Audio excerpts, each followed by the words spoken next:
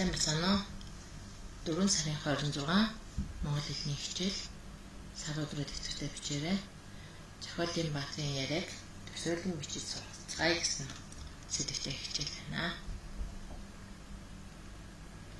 За, хичээл эхлэхээс өмнө дараах дууг сонсоод юуны тухай гарч байна вэ гэдгийг багштай тайлбарлаж хэлж өгөөрэй.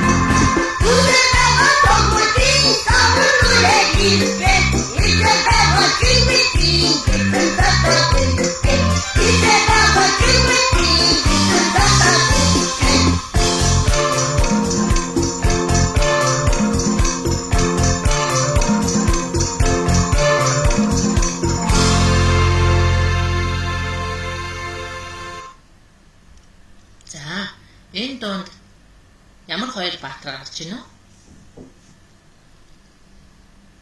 Жигмэд тагмэд гэдэг хоёр хүүхдийн тухай гарч байна. Энэ хоёр хүүхдийн юунд явсан бэ? За, зүйтэй, Жимсэнд явсан. За, тэгвэл энэ хоёр хүүхд маань Жимсэнд явахдаа ямар үйл явдал тохиолдсныг төсөөлж бодоорой хүүхдүүдээ.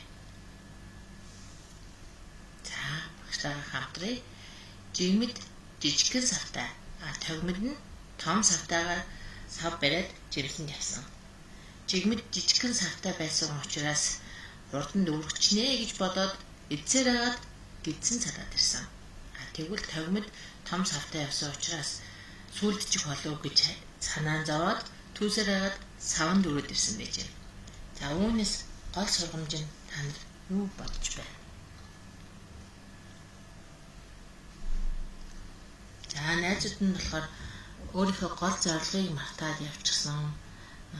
Жимс түүх байсан гол зорилгоо мартаад өөрөө эцээр агаад саваа хоосон аваад ирсэн гэд ингэж ярьсан байж байгаа. За, та нар бас юу гэж бодож байна вэ гэдгийг дэвтэртээ бичиж болно. За, өнөөдөр хичээл үргэлжлэх эксидийн зургийг багш нь харуулж байна. За, эхний зураг дээр юу гарч байна вэ? Энэ хоёр хүүхдэд бүгдээрээ нэр өгье.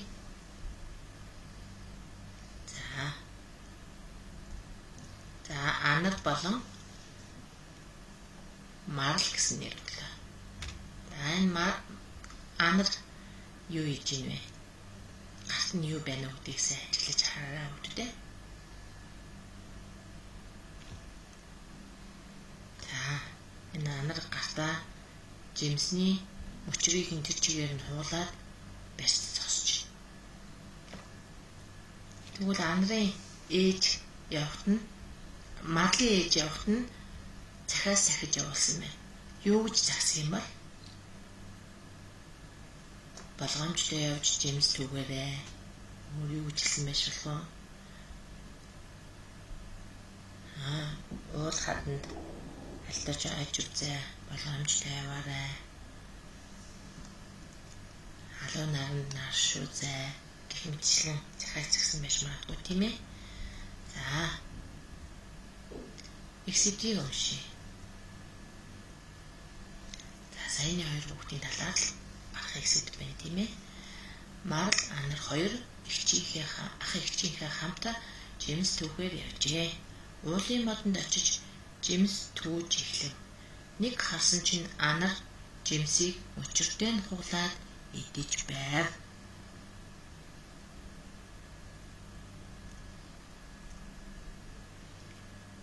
За ээж нь тэгвэл ийм цахаас загсан байна. Жимсний иш мөчрийг хугалж гэмтээж болохгүй шүү. Хойдон жил нь ургадгүй юм гэсэн ээжийн хэлсэн үг санаанд орж найздаа хэлв. Анар маш их айж одоо яана гэд уйлав. Ээжийн захисныг найздаа эхлээд хэлсэн бол ийм юм болохгүй байсан даа гэж марлаа гимшив.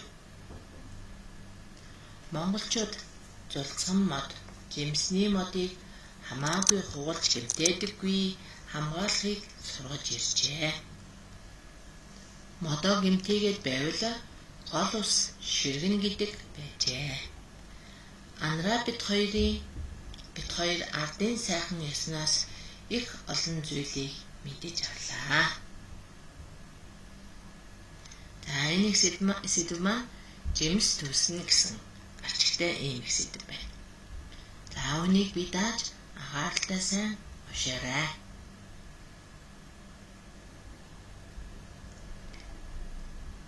За утгыг нь ойлгохгүй байгаа ямар өгсөд байна вэ?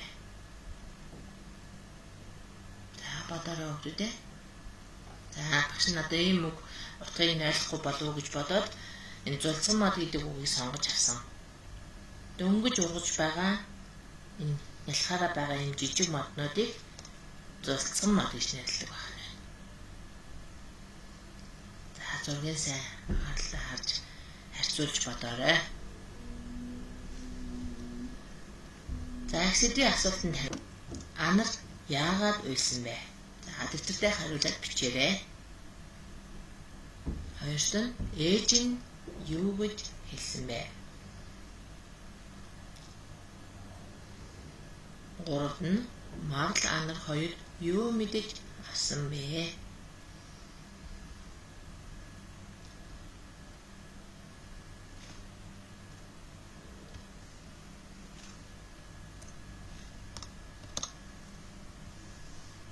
Дөрөвт нь эхээс ямар сургамж авсан бэ? За Анар яагаад уйсан бэ? Зүйтэй. Модны мөчрийг нь хулаад жимсийг нь идэж байсныг мэдээгүй учраас энэ талаар мэдлэггүй байсан учраас одоо яана гэдэг хагаад уйсан. За ээж нь юу гэж загсан бilé? Жимсний иш мөчрийг нь хуулж гэмтээж болохгүй шүү. Хойдон жил нь ургадгүй юм гэж загсан байна. За Марл Анар хоёр энэ сургамжаас юу ойлгож авсныг хэлээрэй багш.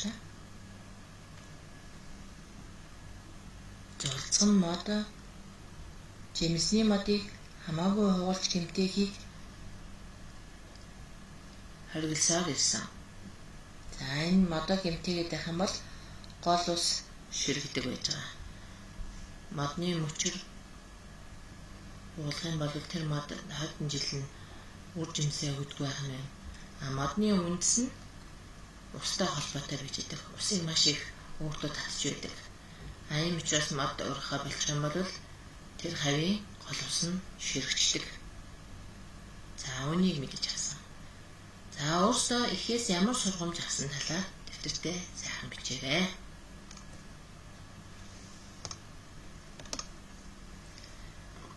За уйлсан өгүүлгийнхээ үйл явдлыг 1-2 өгүүлбэрээр өөрийн ойлгосноор бичээрэй. Эхлэл хэсэгт нь юу гарсан?